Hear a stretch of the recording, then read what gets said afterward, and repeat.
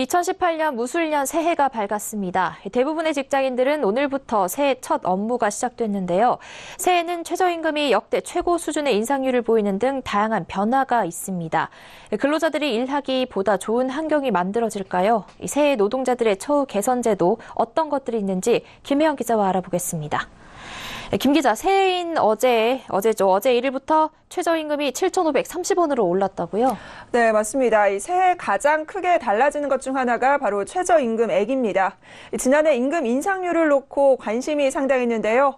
올해 최저임금은 7,530원, 지난해 6,470원의 역대 최저 수준인 16.4%나 인상이 됐습니다. 최저임금은 고용 형태나 국적에 관계없이 적용되는데요.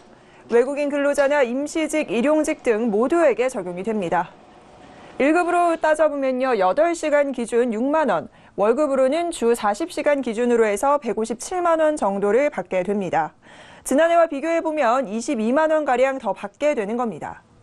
또한 이 업무상 재회 범위도 굉장히 크게 넓어집니다.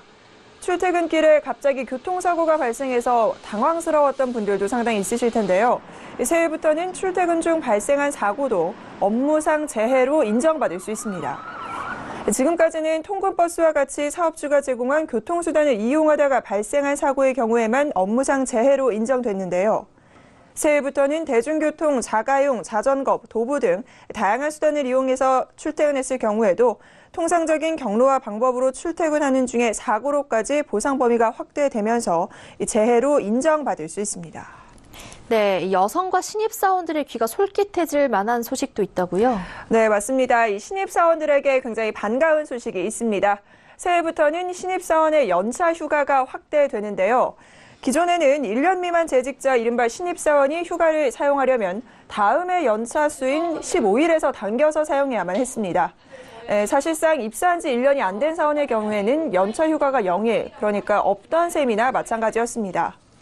그러나 올해 5월 29일부터는 신입사원 입사 1년 차인 경우 최대 11일, 2년 차는 15일의 연차 유급 휴가가 보장이 됩니다. 또한 여성의 경우 연차 휴가 일수를 산정할 때 육아휴직 기간도 출근한 것으로 판단하고요. 복직 이후 휴가권을 보장받을 수 있게 됩니다. 이와 함께 올 하반기부터는 임신기에도 육아휴직을 사용할 수 있게 됩니다. 기존에는 남녀 고용평등법상 육아휴직은 출산 이후에만 쓸 수 있었는데요. 임신 기간 중에도 최대 10개월까지 육아휴직을 미리 쓸 수 있도록 한다는 방침입니다. 사실 임신을 하게 되면 개인적인 건강, 또 혹은 회사의 분위기로 인해서 일을 그만두는 사례 주변에서 상당히 많이 보셨을 겁니다. 이로 인해 여성의 경력 단절이 사회적 문제로 부각되어 왔는데요. 이 임신한 근로자들의 퇴사를 최소화해 여성의 경력 단절을 막겠다는 방침입니다. 또한 기간제 여성 근로자에 대한 지원도 늘어납니다. 출산휴가 기간에 계약 기간이 끝나더라도 출산휴가 급여를 계속해서 지원받을 수 있게 됩니다. 네. 그리고 당장은 아니지만 실직자들에 대한 처우도 개선이 된다고요? 네, 맞습니다. 이 실업급여가 평균 임금의 60%까지로 상향되게 됩니다. 기존에는 50% 정도를 받고 있었는데요. 근로기준법 2조를 살펴보면 평균 임금은 산정 사유가 발생한 날 이전 3개월 동안 근로자에게 지급된 임금의 총액을 그 기간의 총 일수로 나눈 금액입니다. 1995년 고용보험제도가 도입된 이래 23년 만에 처음으로 인상되는 겁니다.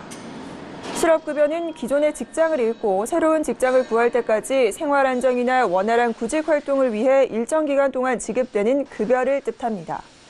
이와 함께 지급 기간도 늘어나게 되는데요. 2000년 이후 17년 만에 30일이 늘어납니다. 현행 고용보험에 따라 살펴보면요. 30세 미만은 6개월, 그러니까 한 180일 정도가 되고요. 30세에서 49세는 7개월, 50세 이상인 장애인은 8개월까지 실업급여를 받도록 돼 있었습니다.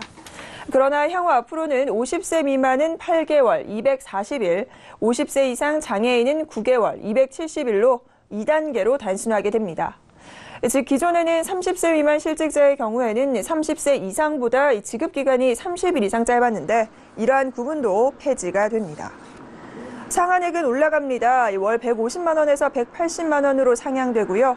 고용부는 관련 내용의 시행령 개정안을 올해 3월 중 국회에 제출하고 이르면 7월부터 시행할 방침입니다. 이처럼 다양한 변화를 통해 근로자들이 그동안 일하면서 느꼈던 애로사항 등이 다소 해소될 수 있는 그런 해가 될 수 있지 않을까 싶습니다. 네, 새해부터 본격 시작되는 노동자 처우 개선 제도에 대해 김희영 기자와 이야기 나눠봤습니다. 고맙습니다.